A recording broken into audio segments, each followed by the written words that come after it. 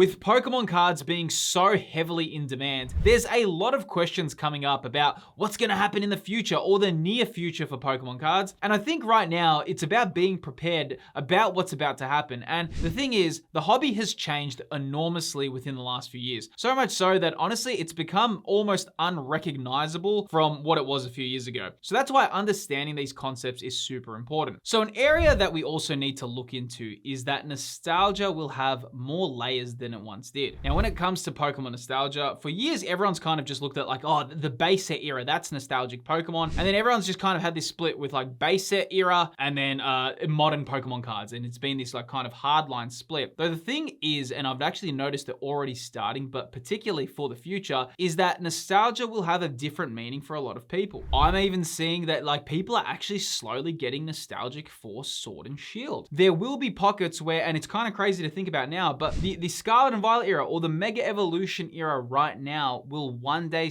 be seen as nostalgic. The problem is we're kind of living through it right now. We're in the moment where we're only seeing what's kind of happening in the now, and we don't have that kind of foresight to say, hey, one day this is going to be nostalgic. I mean, I actually even saw someone talking about the Gengar VMAX and they were like, oh, when I opened Gengar VMAX and I pulled that from Fusion Strike, that was one of my, that's some of my old school cards that I own. And I was just thinking, wow, like, to me, I don't consider Gengar VMAX old school as well, but there you go. You do have a bit of a pocket of collectors who look at that era, which I guess it was 5 years ago now. But I suppose if you were like 14 years old and now you're 19, or if you're 20 years old, you probably would be thinking, hey, yeah, those were the cards of my like early teenagehood. Now, an important area to discuss about the future of Pokemon cards, who the next generation of collectors will actually be. One thing about a hobby is you don't want it to be in like a time vacuum or a time capsule. And what I mean by that is it does need a variety of audiences. Now, truthfully, Pokemon cards and collectibles right now are in a very good position. As we can see, kids absolutely love Pokemon cards.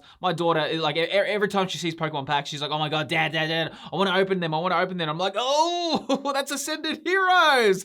Have some perfect order. But we can see right now, kids also love them because Pokemon is split. You've got kids that love them, you've got Gen Z loves them, millennials love them, and you do have a big variety of an audience. Now, for the future of Pokemon collectibles, this is important because like when you compare it to something like Yu-Gi-Oh! Yu-Gi-Oh! Cards are actually really cool, but one of the issues that Yu-Gi-Oh! Has at the moment is that they have an aging audience. Now, what the good thing, I suppose, about an aging audience is that there's a bit more money in the hobby, okay? So especially if you do care about selling your collectibles, you can get pretty good prices because you are dealing with people who have like a higher disposable income. But also, it's kind of a means to an end because you can't just be having a hobby that's like mostly 25 to 30-year-olds, and then in a few years it's just going to be 40-year-olds and 50-year-olds, but you don't have any of that new younger generation coming in. In terms of the future of Pokemon cards and why it's such a really good place, with Yu-Gi-Oh! Right now, we can see one of the biggest struggles they have is getting those younger audiences to be interested in Yu-Gi-Oh! And there's obviously a few complexities around Yu-Gi-Oh! One of them is the barrier to entry is ridiculous. If you have played Yu-Gi-Oh! Recently, it is a very difficult game to learn.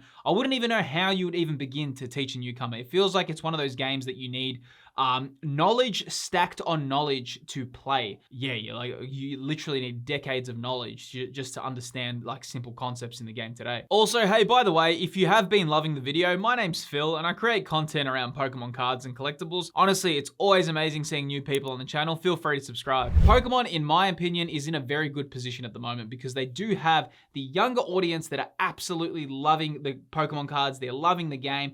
They're super into it. But then you also have, like I said, the Gen Z and millennials who also do kind of cater to that higher end market. So you do have a good split. One of the only kind of issues here that's kind of it does suck is that younger generations, especially kids, do have a hard time actually collecting the cards. And like even same thing, like I was saying with my daughter, it's hard for me to even be like, hey, let's open some Prismatic Evolutions because we all have that kind of thing. Like, okay, it's going to be a hard thing to do. So that I wish that would change a little bit as well.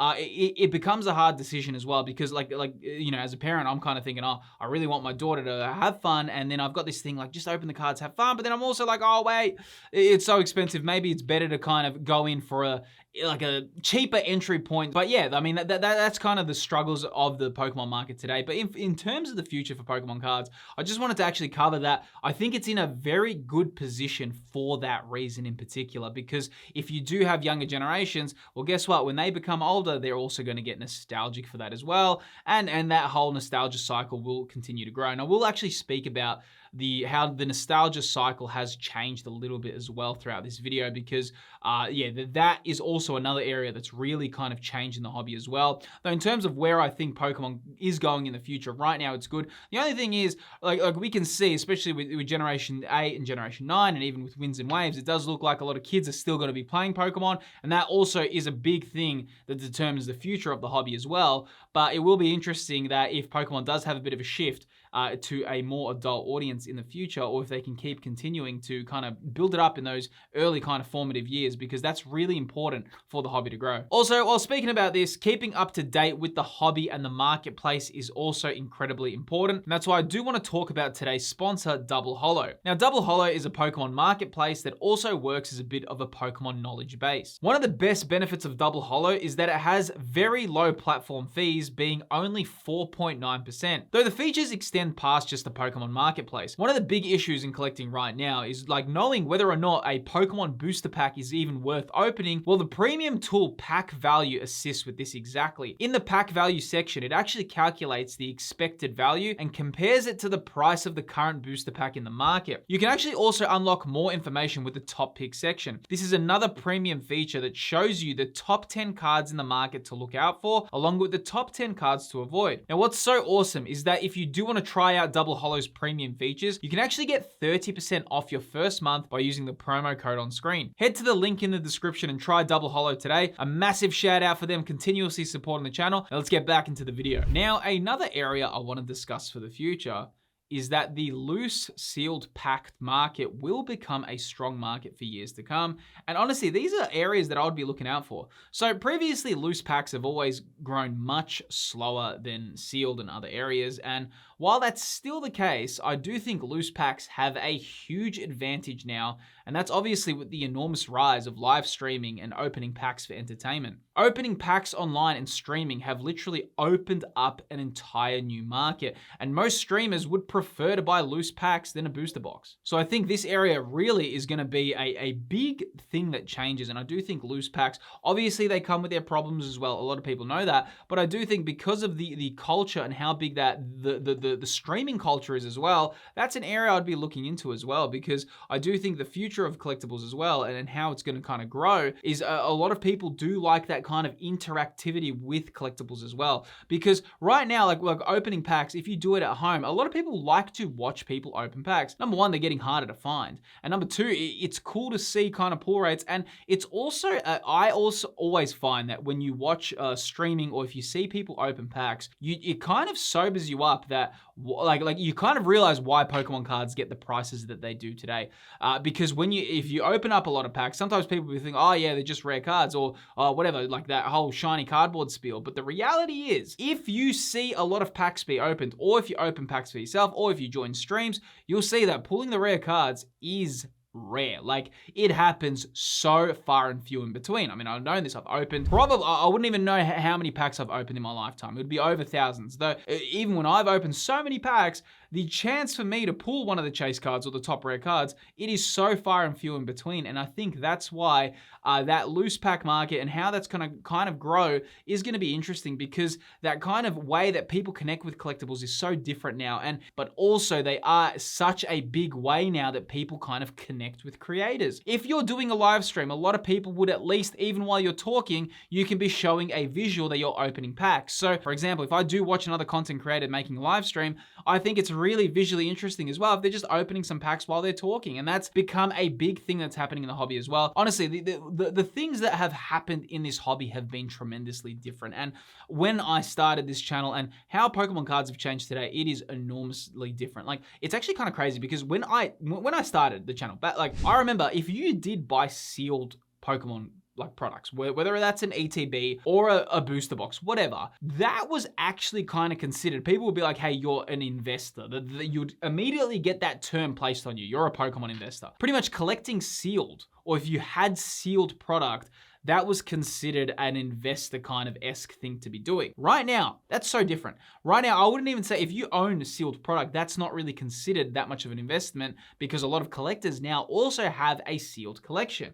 Now, the Pokemon investor is the archetype of that character is more the person that sits on 5 or 6 cases every release. Something that's important to remember as well is that Pokemon cards and the Pokemon TCG is directly related to what's happening in the video games because it all essentially starts there. And I think with Generation 10 and Pokemon wins in waves, the demand is going to grow. Now, also as a fun fact, the more you know about the Pokemon video games, the more it also helps you with the Pokemon TCG and collectibles as well. And I do actually have a channel dedicated to Pokemon and Nintendo gaming history called Philip's Trick Room. Here I do deep video essays about Pokemon and Nintendo games.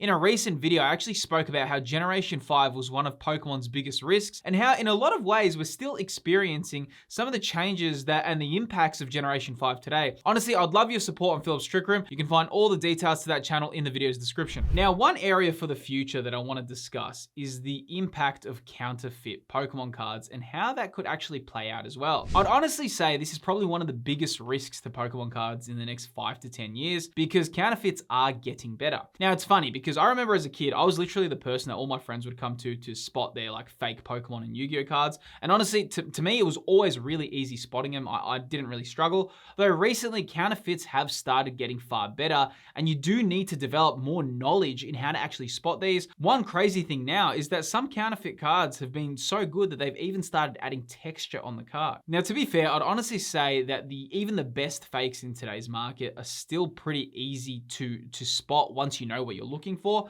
But where I want to talk about the future and what I'm more considering, what about when technology developments even advance further?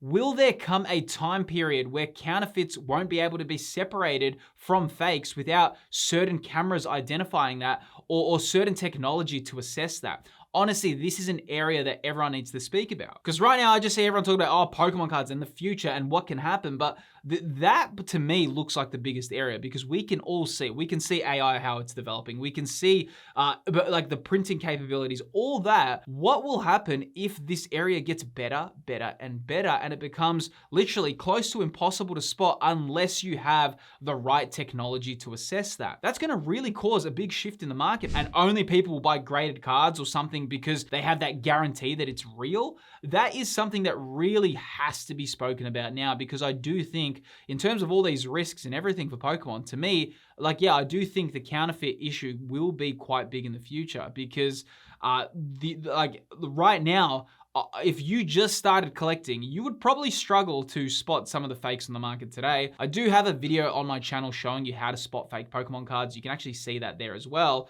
A key a dead giveaway if a Pokemon card is fake is if it has a very highly reflective rainbow surface. That to me is one of the easiest ways to spot it because the foil and texture patterns and that kind of reflection of real Pokemon cards is very, very hard to mimic. Even the best fakes struggle with that. Though there may come a time when that isn't that actually difficult to do anymore. And then what's going to happen there? That really is an area that we need to drill in on. And also as a community, we also have to think like, oh, how are we going to future-proof our collectibles or our collections to kind of be prepared for that kind of risk that may or may not come in the future. Though, given how well it's advancing, I do think that that is definitely an area that needs to be discussed. However, even though the future of Pokemon is up for discussion, there's still a lot of mistakes that I see new collectors making, especially when they're starting out. And if you're wondering what those are and how you can avoid them, they're all laid out in this video on screen here. Within this video on screen, I go over the most common Pokemon investing and collecting mistakes that newcomers make. Click the video that's appearing on screen and you can actually see all those mistakes that I'm talking about in that video. I'll see you on that next video.